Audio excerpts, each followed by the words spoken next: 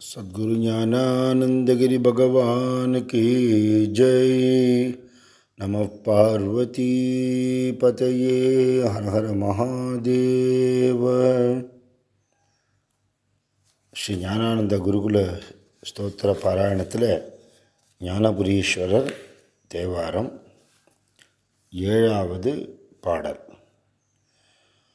உடற்பிணி மட்டுமோ உளப்பிணியும் தீர்த்து ஓதரு வீடைதவே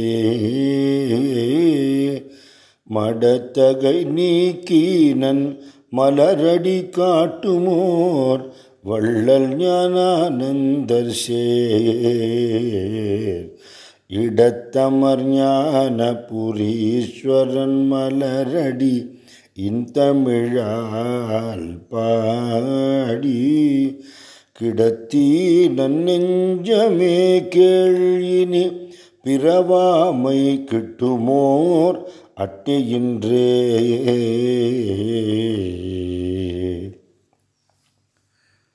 சரீர ரோகம் மட்டுமில்லை, மனசு ரோகமும் தீர்த்து மோட்சமும் தரக்கூடிய குருநாதர் திருவடின்னு சொல்கிறது. உடம்புக்கு முடியாமல் போகிறது, சரீரம்னா வியாதி வரத்தான் வருது.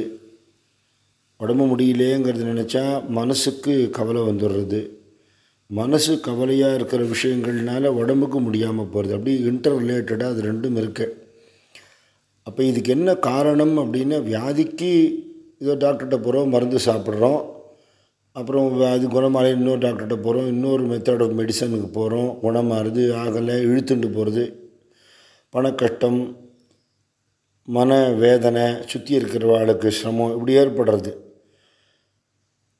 திருவள்ளுவர் சொல்கிறார், நோய் நாடி நோய் முதல் நாடி அதன் வாய் நாடி வாய்ப்பை செயல்னு. ஒரு நல்ல வைத்தியர் வியாதியோட மூல காரணத்தை கண்டுபிடிச்சி அதுக்கு வைத்தியம் பண்ணுவாருங்கிறார்.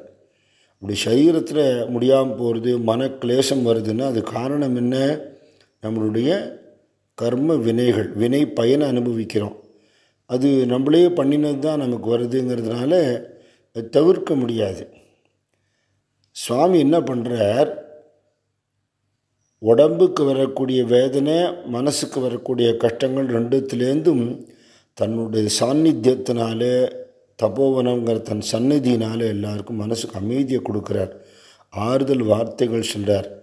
அவர் தரிசனம் பண்ணுறதுனாலேயே மனசுக்கு ஒரு அமைதி, சாந்தி, பாரம் குறையிறது.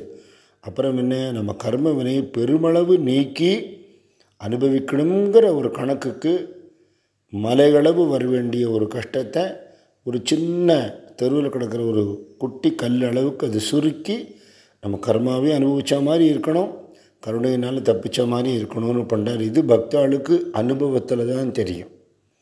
நிறைய பேருக்கு வியாதிகளே குணமாக இருக்குது. சில பேர் நம்ம அனுபவித்து கழிச்சிடுவோமே, இதுக்கு இன்னொரு தினம் திருப்பி வர வேண்டாமே அப்படின்னு சொல்லியிருக்கார். குணப்படுத்த முடியாத வியாதிகள்லாம் குணமாக இருக்குது.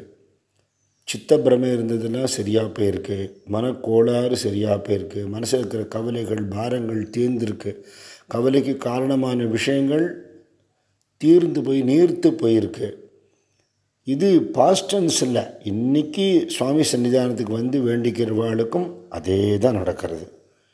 எத்தனையோ பிரச்சனைகள் தீர்ந்துருக்கு, இன்றைக்கி அனுபவம் இருக்குது.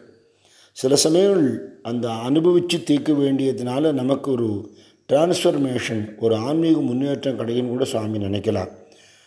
அம்மா அப்பாவுக்கு குழந்தையுடைய சரீரம் முக்கியம், சரீர ஆரோக்கியம் முக்கியம்.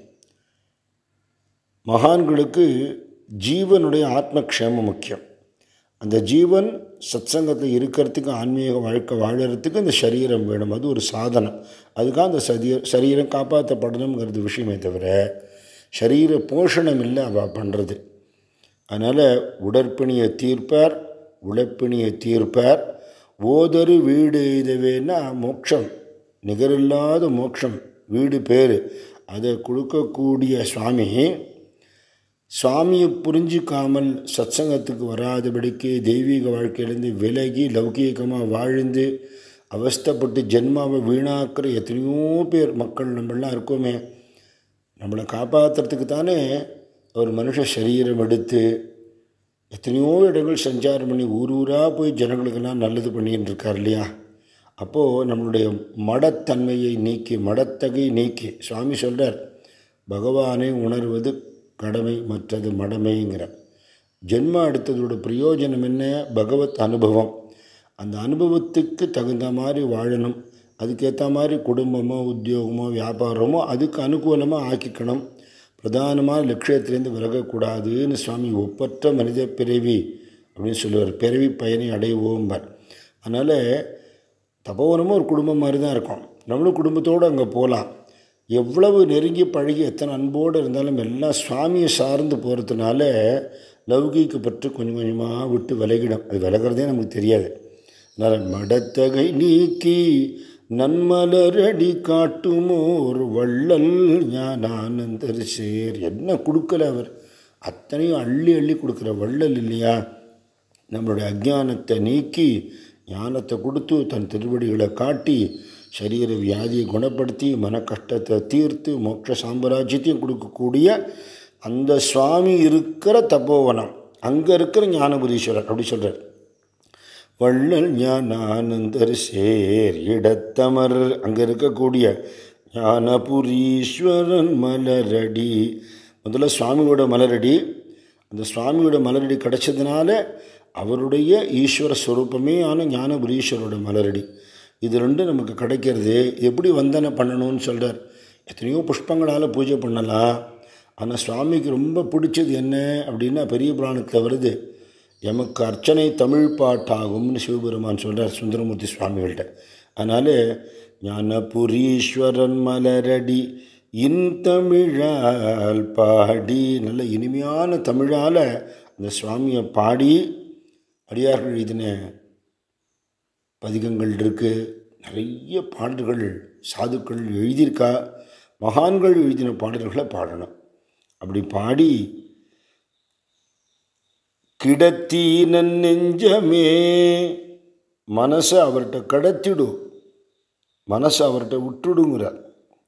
அது பாட்டுக்கு எங்கேயோ சஞ்சாரம் பண்ணிட்டு வெம்பலை மாட்டின்னு திண்டாடாதபடிக்கு சுவாமியை தபோவனத்தை ஞானபுரீஸ்வரன் நினச்சின்னு இருக்கட்டும். எந்த இனிமையான தமிழ் பாட்டுகளை சுவாமி உகப்பாரோ அதையே மனசு நினைக்கட்டும். அப்படி மனசை கடத்திட்டு எதாவது கேட்கணும்னு தோணித்துன்னா கேட்கவே தோணாது. ஒருவேளை கேட்கணும்னு தோணித்துனா கூட என்ன கேட்கணும் தெரியுமா? பிறவாமை, இன்னொரு ஜென்மம் எடுத்து திண்டாட வேண்டாம். அதனால் அப்படி ஒரு பிறவாமை கேள், அது டெஃபினட்டாக உனக்கு கிடைக்கும், கிட்டுமோ ரட்டின்றேங்கிறார். ஆனால் காரக்காலமையார் மாதிரி அடியார்கள்லாம் சொல்கிறா, பிறவாமை வேண்டும் மீண்டும் பிறப்புண்டேல் உண்மை மறவாமை வேண்டும்ங்கிற. அதனால் ஒருவேளை ஜென்மா கொடுத்தா நம்ம சுவாமியோட பக்தாளாகவே அவருக்கும் தபோவனத்துக்கும் பக்தாளுக்கும் சேவை பண்ணுறவாளாகவே இருக்கணும் அப்படிங்கிற ஒரு பிரார்த்தனை. லௌகீகமான வாழ்க்கை வேண்டாம்ங்கிற பிரார்த்தனை. இத்தனையும் கிடைக்கும்னு சொல்லக்கூடிய அருமையான 7வது பாடல். ஞானபுரீஸ்வர சுவாமிக்கு ஜெய்.